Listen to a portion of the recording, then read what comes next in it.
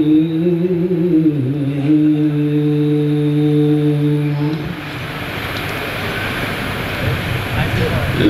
من الله على المؤمنين إذ بعث فيهم رسولا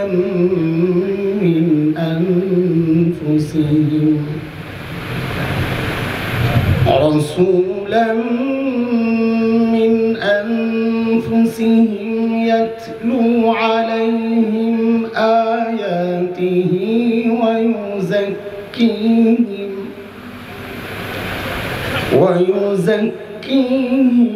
ويعلمهم الكتاب والحكمة وإن كانوا من قبل لفي ضلال مبين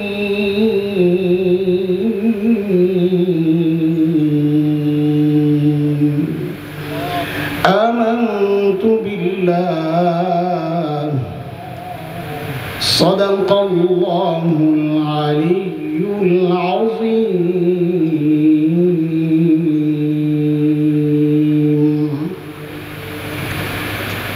জামিয়া ইসলামিয়া ধর্মসুর মহিলা মাদ্রাসার উদ্যোগে বিদগ্ধ আলেমে দ্বীন মুফতি মুফিজুল ইসলাম রাহিমাহুল্লাহর মাগফিরাতের উদ্দেশ্যে আয়োজিত আজকের এই বার্ষিক দোয়া মাহফিলের মুহতারাম সভাপতি, প্রধান অতিথিবৃন্দ, হযরত উলামায়ে কেরাম, মুরব্বিয়ানে আযম, দূর দূরান্ত থেকে আগত ইসলাম প্রিয় সুধী সমাজ, প্রিয় ছাত্র ভাইয়েরা, যুবক বন্ধুরা, পর্দার আড়ালের মা ও বোন, আল্লাহ সুবহানাহু ওয়া তাআলার অশেষ করুণা দয়া, যে মহান মালিক লাখো কোটি মানুষ থেকে বাছাই করে দ্বীনি এই মাহফিলে আমাদেরকে আসার বসার, কিছু কথা বলা ও শোনার তৌফিক দান করেছেন, সেজন্য মহান রবের শুকরিয়া আদায় করি। জবান খুলে, প্রাণ খুলে কালিমাতুশ শুকর উচ্চারণ করি, আলহামদুলিল্লাহ।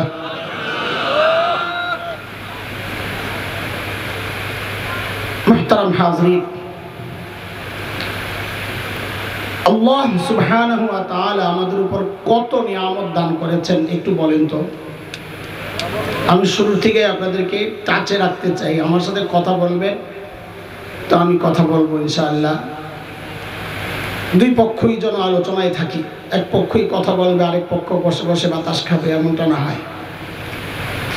বলেন, আল্লাহ আমাদেরকে কত নিয়ামত দিয়েছেন, অগণিত নিয়ামত, মাশাআল্লাহ। কুরআন আল কারীমের সূরাতুন নাহল, সূরাতুল ইব্রাহিম, দুই জায়গায় আসছে বিষয়টা।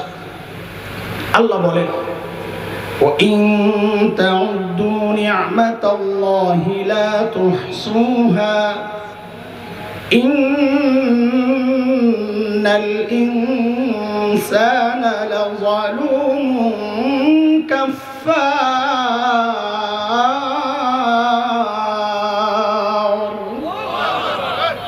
আল্লাহ বলেন, এত এত নিয়ামত দিছি, যদি গণে শেষ করতে পারবা না।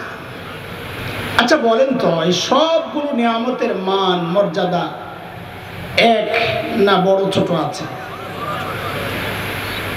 যেমন আপনাকে যদি বলা হয়, হয় তোমার কল্লা দাও আর না হয় হাতটা দাও, কোনটা দিবেন? তার মানে আপনার কাছে কল্লা আর হাতের নিয়ামত এক না, বড় ছোট আছে।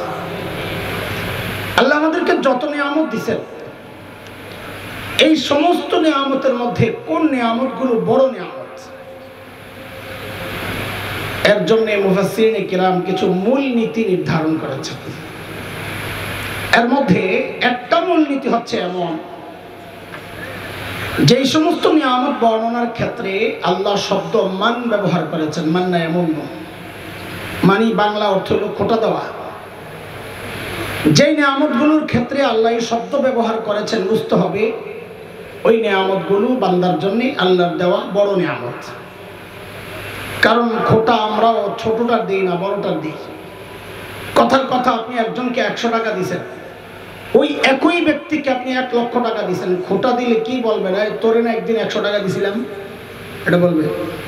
কথা কন, কি বলবে? 1 লক্ষ। খোটা কোনটা দেয়?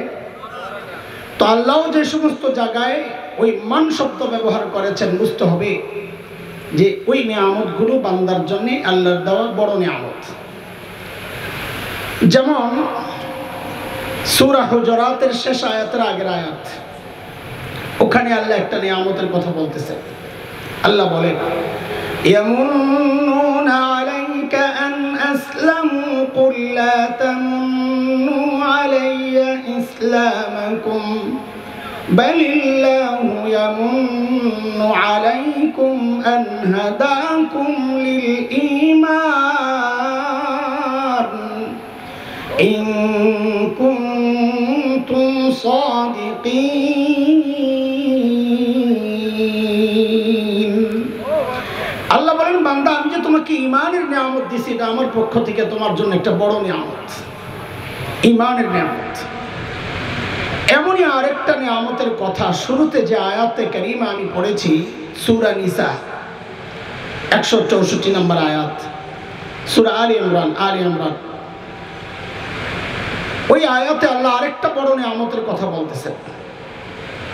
আল্লাহ বলেন, লাকাদ মান্নাল্লাহু আলাল মুমিনিনা ইয বা'আসা ফীহিম রাসূলান মিন আনফুসিহিম ইয়াতলু আলাইহিম আয়াতিহি ওয়া ইউযাক্কিহিম ওয়া ইউআল্লিমুহুমুল কিতাবা ওয়াল হিকমাহ وَإِن كَانُوا مِن قَبْلُ لَفِي ضَلَالٍ مُبِينٍ।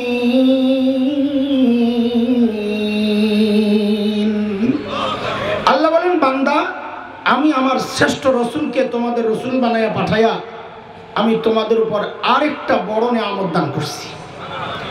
কাজেই আখেরি পয়গম্বরকে নবী হিসাবে পাওয়া, এটা আমাদের জন্য আল্লাহর পক্ষ থেকে একটা অন্যতম বড়। সেই নিয়ামতটা কত বড় তা কি আমরা জানি? আমরা কি নবী চিনি কিনা? চিনেন? নবী চিনেন? এই তাড়াতাড়ি আমার সাথে কথা কন, চিনলে কোন না চিনলে কোন, একটা তো কইবেন নবী চিনেন। চিনেন? এমন বহু আল্লাহর বান্দা পাওয়া যাবে, চেহারা দেখলে বুঝার উপায় নাই মুসলমানের সন্তান। আছে না এরকম সফান সফা? তো আপনি সন্দেহ দূর করার জন্য জিজ্ঞেস করছেন, ভাই তোমার নাম কি? তো বলে নাম হচ্ছে সুমন। কি নাম? পড়ছে না আরেক চিন্তা, এটা কি সুমন? সুমন মুসলমান সুমন না হিন্দু সুমন? কেন এখন তো সুমন সব জায়গায় আছে। সুমন চট্টোপাধ্যায় না সুমন মোহাম্মদ? সন্দেহ দূর করার জন্য বলে, ভাই তুমি কি নবী চিনো? ওরে খোদা, এই কথা বলতে দেরি এমন খেপা খেপসাই না, নবী চিনে না মানে আশিকের রাসূল। বাপরে বাবা, আশিকের রাসূলের চেহারা দেও না। তেমন নবী চেনার লোকেরও অভাব নাই। আজকে আমরা কিছু সময় আমাদের ভাই, আমাদের রাহবার, আমাদের বন্ধু আল্লামা মামুনুল হক হাফিজাহুল্লাহ আসার আগ পর্যন্ত চলেন আমরা কিছু সময় আজকে নবী চিনি। ঠিক আছে ইনশাআল্লাহ? বলেন আজকে কি চিনবো? কি চিনবো? আপনারাও চিনেন, আমি একভাবে একটু চিনাই দেখেন। কিন্তু মনে রেখে, নবী চেনানো এটা একটা মজার আলাপ, ভালোই লাগে, কিন্তু এই মজার আলাপ করতে আমি এখানে বসি নাই। তাহলে কি বলতে চান একটু খোলাখুলি বলেন তো, বুঝেন। ছোট্ট বাচ্চাদেরকে ডাক্তারের কাছে নিলে ডাক্তার যখন বুঝে যে ওকে ইঞ্জেকশন পুশ করা লাগবে, তো ডাক্তার কিন্তু ধৈর্য ইঞ্জেকশন দিয়ে দেয় না।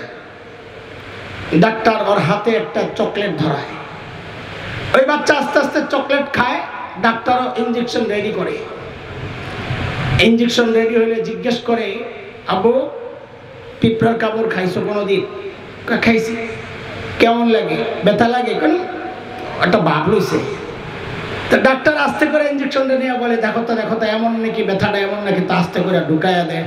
এখনো আর কানতে পারে না, দুই কারণে। এক হলো ভাব লইছিল, আর এক হলো চকলেটের ঘুষ। খাওয়ার ঘুষ বড় মারাত্মক। টাকা টাকা দিয়ে যেটা আদায় করতে পারবেন একটু খাওয়াইয়া তার চেয়ে বেশি আদায় করতে পারবেন। খাওয়ার ঘুষ বড় মারাত্মক। তা আমি তো অনেক সময় লম্বা সময় আপনাদেরকে চকলেট খাওয়াইতে থাকবো, কিন্তু মনে করেন না খালি চকলেট খাওয়ানি মাকসাদ, না না, আমার টাইম হলে কিন্তু আমি ঠিকই ইঞ্জেকশন ঢুকাই দেবো। বুঝে আসছে কথা? এখন চকলেট খাইতে থাকে। নবীকে চেনানোর জন্য আমি আগে একটা উদাহরণ পেশ করি আপনাদের সামনে। এই উদাহরণটা বুঝলে নবী চেনা সহজ হবে। একজন বাবা আমাদের ঢাকার, অডেল সম্পদের মালিক।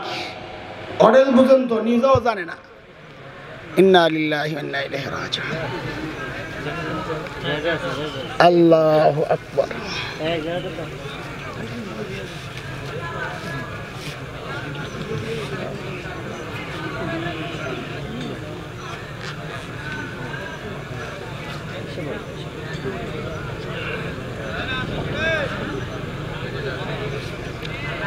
لا حول ولا قوة إلا بالله. جزاكم الله، بارك الله.